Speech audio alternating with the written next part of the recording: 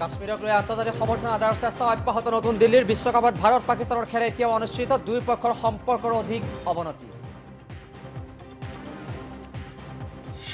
চিৰাঙত ভয়ংকৰ দুৰ্ঘটনা দ্ৰুতবেগী ট্ৰাকে অটোৰিক্সা মহতিয়াই নিয়াৰ ফলত 5 জনৰ মৃত্যু শিলচৰ নাহৰকটীয়া ৰংজিলিটো দুৰ্ঘটনাত হতাহত 9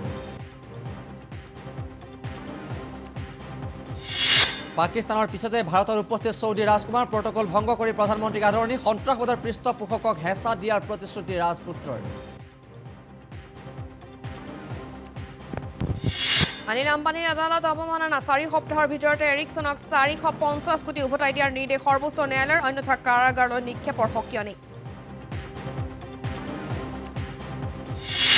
ৰাজ্যত পুনৰ ডাইনিক সদায় হত্যা কোকৰাঝাৰত বাঁহ লাঠি দাৰ আক্ৰমণত এজন নিহত দুষ্কৃতিকাৰী গাঁওবুঢ়াকে ধৰি 6 জনক গ্ৰেপ্তাৰ